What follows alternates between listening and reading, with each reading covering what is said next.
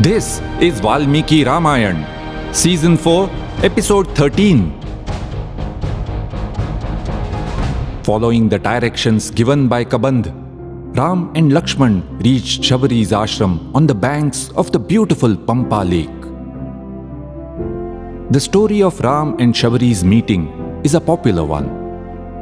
The emphasis is usually on Shabari's devotion towards Ram and how other people do not treat her kindly, whereas Ram does. Valmiki's narration of the events is strikingly different from these later retellings. Valmiki says that Shabari started as an attendant in the ashram, helping with chores.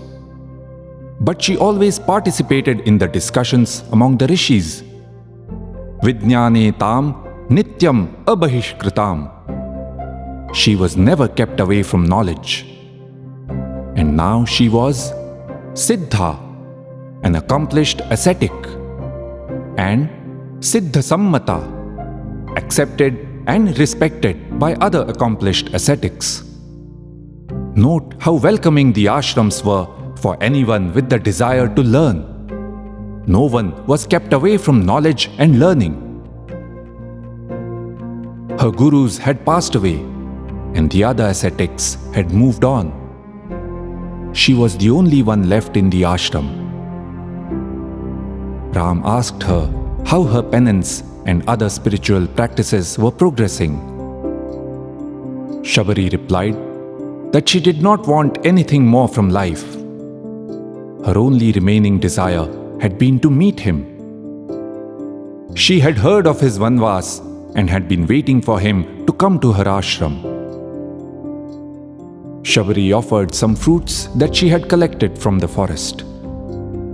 Here, Valmiki has not said anything about Shabari offering Ram half-eaten fruits.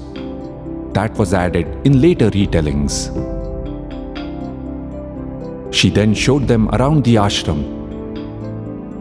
No one else lived there anymore, but Shabari took care of everything just as she had done in the past.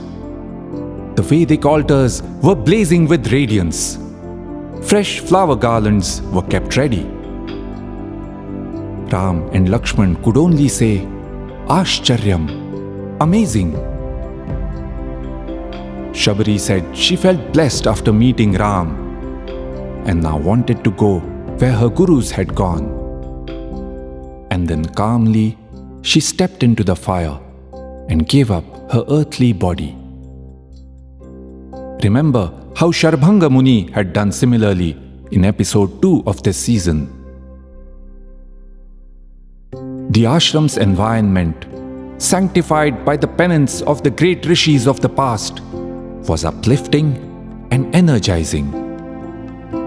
Ram felt new hope. Things were about to turn. Pranashtam ashubham, kalyanam samupasthitam. He said, "Let us now go to the Rishyamukh mountain. I can't wait to meet Sugriv. Without help from someone like him, how can we ever find Sita? And Katham maya vina Sitam shakyam Lakshmana jivitum." O Lakshman, without Sita, how can I ever live? And with those words, the third book of the Ramayana comes to an end. Aranyakandam Sampurnam. A war between Ravan and Ram is now inevitable. But let us not be under any misconception that this was merely a case of two kings fighting because one took a fancy for the other's wife. Remember how the ascetics of Dandakaranya had besieged Ram to protect them from the Rakshasas. Initially, there were a few skirmishes. But towards the end of their Vanvas, Shurpanakha goaded Khar, and there was a full-blown war. Khar was routed, and the Rakshas forces at Janasthan decimated. Ravan vowed revenge and abducted Sita. Let us also relook at what Valmiki told us in Aranyakand about the two sides in this upcoming battle. On one side, we have the mighty Ravan. Like other Rakshasas, he defined himself by his power to subjugate. He ruled through fear. If he wanted something, he just grabbed it, not bothering whether it was the right thing to do. And so, he took his stepbrother Kuber's kingdom, including the fabulous capital city of Lanka. He captured any woman that took his fancy.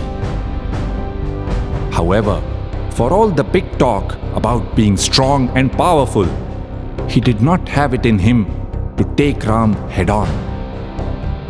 But yes, he did have enough strength to drag Sita by her hair. And on the other side, we have Ram, Lakshman and Sita. We saw Sita's incredible strength of character. Despite Ravan's immense physical power, he could not bend her will, nor shake her confidence in Ram. We also witnessed Lakshman's unwavering support for Ram in every situation. Remember how Lakshman pulled Ram out of the shock of losing Sita.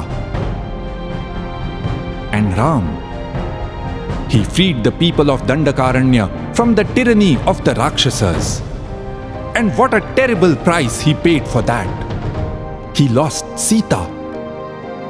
What pain he suffered upon her loss. For Ram, life without Sita was just not worth living. But that did not mean that he would accept what had happened and give up on life. Instead, he will now do whatever it takes to find her and get her back safely.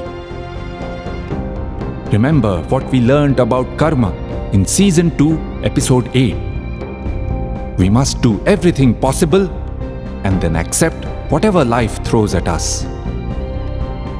In Ayodhya Kand, Ram had exemplified the second part, acceptance.